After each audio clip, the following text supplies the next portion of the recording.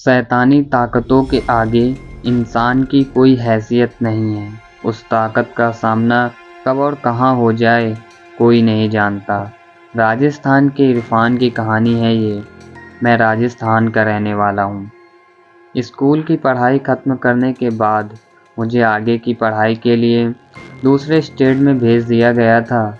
कुछ रीजन्स हैं, इसलिए मैं उस यूनिवर्सिटी का नाम नहीं बता सकता।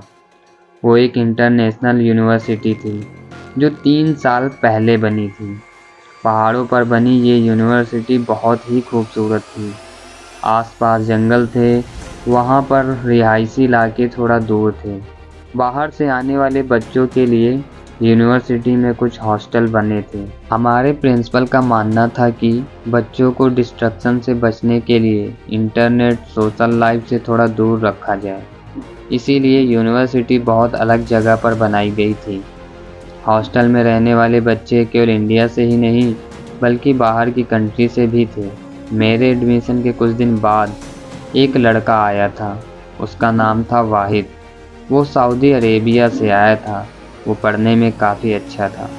उसका स्वभाव सबसे मिलजुल के रहने वाला था।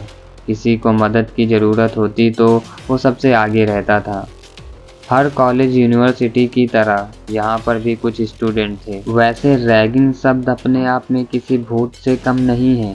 उन स्टूडेंट के निशाने पर था वाहिद। वाहिद को उन लोगों ने बुलाया और कुछ काम करने के लिए कहा। वाहिद ने मना कर दिया क्योंकि वो काम गलत था। उसके बाद वो सारे स्टूडेंट वाहिद को परेशान करने लगे। एक बार तो उन लोगों ने उसे मारा पीटा भी।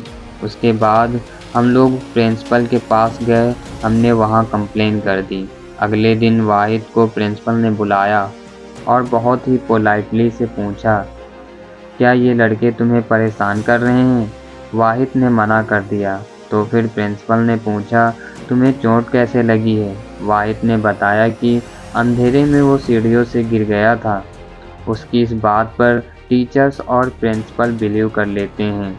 प्रिंसिपल के ऑफिस से बाहर आने के बाद हम लोग अपने अपने रूम में चले जाते हैं। उसके बाद वाहिद उन लड़कों को फिर से अकेला दिखाई देता है और वो उसे परेशान करने लगते हैं। अगले दिन हम लोगों ने देखा कि वाहिद के शरीर पर चोटों के निशान हैं और ये देखकर हमसे रहा नहीं गया। हम रैगिंग करने वाले ग्रुप के पास जाने ही वाले थे। हम लोगों को रोक लिया। उसने कहा कि तुम लोग बीच में मत आओ, बात ज़्यादा बढ़ जाएगी। मैं अपने तरीके से उन्हें देख लूँगा। उसकी ये बात हमें समझ में नहीं आई। हम अपने अपने रूम में चले गए। हमारी यूनिवर्सिटी के हॉस्टल में 3 कमरे ऐसे थे जिसमें किसी को जाने की परमिशन नहीं थी। पता नहीं ऐसा क्यों वो कमरे हमेशा खाली रहते। एक दिन मैं उन कमरों के पास से गुजर रहा था, तभी एक कमरे से वाहिद की अरबी में बात करने की आवाज़ आ रही थी। रात का टाइम था। मुझे लगा कि कुछ कर रहा होगा। मुझे लगा वाहिद से मैं इस बारे में सुबह बात करूँगा। मैं अपने रूम की तरफ चला गया। बेड पर लेटा तो मुझे वाहिद की फिक्र होने लगी। यही सोचते सोचते कब नींद आ गई कुछ पता ही नहीं चला। सुबह 5:30 बजे के आसपास नींद खुली। मैं सुबह वॉशरूम गया। मैंने देखा कि जो लड़के वाहिद को परेशान कर रहे थे उनमें से एक लड़के का नाम था आशीष। और मैं क्या देखता हूँ, आशीष की डेड बॉडी मेरे सामने पड़ी है। उसकी डेड बॉडी बहुत बुरी कंडीशन में थी। जगह जगह से उसका शरीर फट गया था। जगह जगह पर उसके बॉडी पर निशान बने हुए थे। उसके खून और मांस से पूरा वॉशरूम सना हुआ था। मैं वहां से बाहर निकला और सिक्योरिटी गार्ड को बुलाने लगा। मैंने बताया कि आशीष की डेड बॉडी वॉशरूम में पड़ी है। जब तक मैं उन्हें वॉशरूम तक लेकर पहुंचा, जब तक वहां सब कुछ साफ हो चुका था। उस वक्त मेरी आवाज़ सुनकर बाकी के स्टूडेंट भी आ जाते हैं।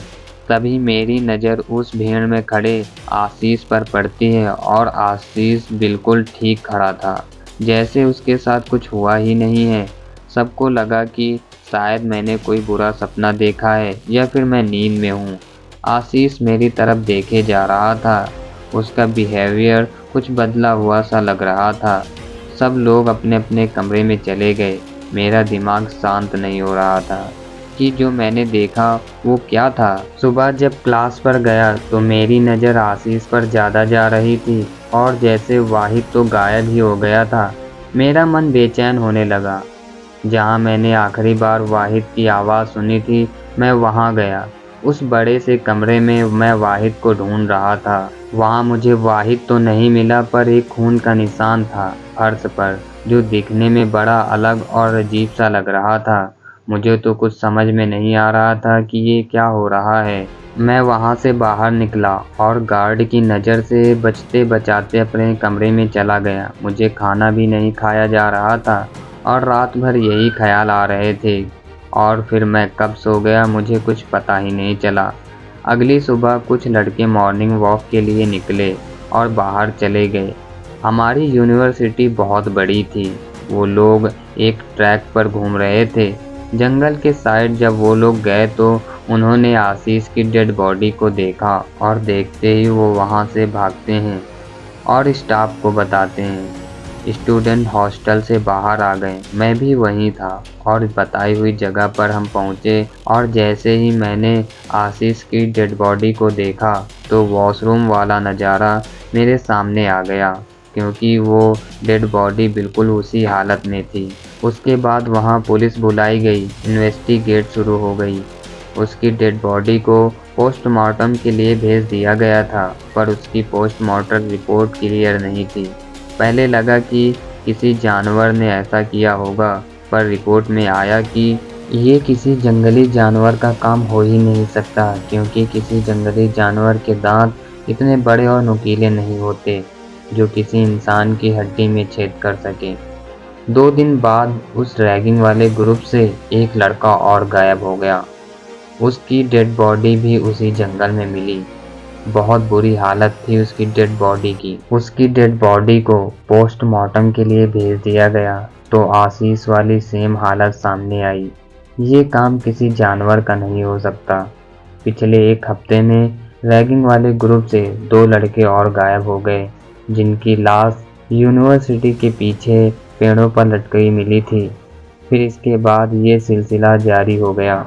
रोज कोई ना कोई गायब होता और अगले दिन उसकी लाश मिलती। हॉस्टल में मेरे साथ एक लड़का और था। उसे प्राचीन चीज़ों के बारे में अच्छी खासी जानकारी थी। इतिहास की बुक्स को पढ़ता रहता था, और जो रात को मैंने खून का निशान बना देखा था उसके बारे में उसको बताया। तब उसने एक नोटबुक में एक निशान बनाया और मुझे दिखाया।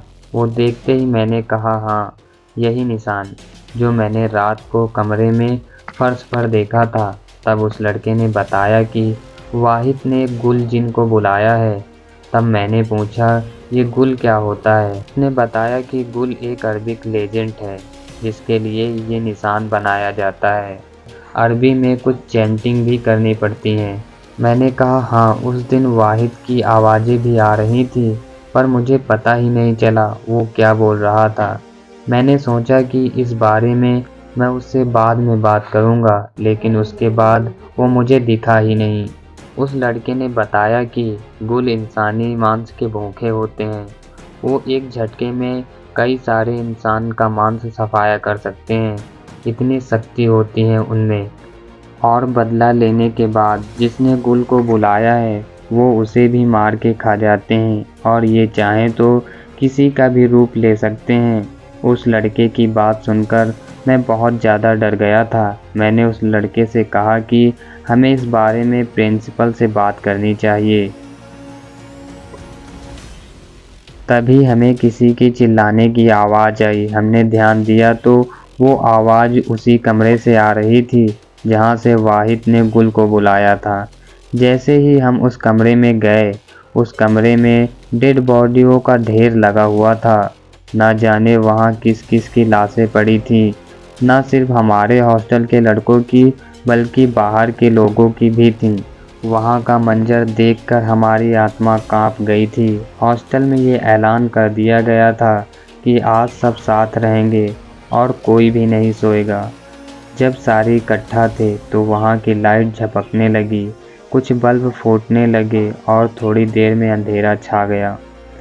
तब मुझे उस लड़के की चिल्लाने की आवाज़ आई जो मुझे ये सब बता रहा था कि वाहिद ने गुल को बुलाया है। सब लोग कांप रहे थे और कुछ लोग वहां गए जहां वाहिद ने गुल को बुलाया था, और टॉर्च की रोशनी में जो देखा वो मौत से भी ज़्यादा खतरनाक था। देखा तो वाहिद एक लाश की पेट को फाड़ के उसका मांस खा रहा था।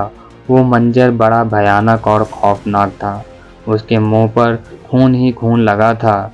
तब उसने एक बहुत खौफनाक चीख मारी और सारे इधर उधर भागने लगे। तभी उस कमरे की खिड़की से कांच टूटने की आवाज़ आई। गुल तेजी से भागते हुए जंगल में चला गया। इसके बाद वहां पुलिस फोर्स बुलाई गई। सारे स्टूडेंट, टीचर, बाकी जो स्टाफ था उसका रेस्क्यू किया गया। यूनिवर्सिटी को पूरी तरीके से खाली कराने के बाद ताला लगा दिया गया। अगले 2-3 दिनों में हम सब अपने अपने घर पहुंच चुके थे। गवर्नमेंट ने उस यूनिवर्सिटी को बंद कर दिया था और कहा कि जंगल से जंगली जानवर आते रहते हैं जो लोगों पर अटैक करते हैं। वैसे भी वो काफ़ी डरावना और ख़तरनाक एरिया था। वहाँ इतना कोई आता जाता नहीं था। बहुत सी खबरें ऐसी होती हैं जो इंटरनेट, सोशल मीडिया और न्यूज़ पर नहीं आ पाती हैं। ये भी उन्हीं में से एक है। इस बात के कई साल बाद भी मैं आज भी यही सोचता हूँ कि वाहिद ने ऐसा क्यों किया, और क्या वो गुलजिन आज भी वहीं पर होगा। ऐसे तमाम सवाल मेरे दिमाग में आज भी आते रहते हैं और शायद हमेशा आते रहेंगे। मिलते हैं एक नए इंटरेस्टिंग हॉरर स्टोरी के साथ। Thanks for watching.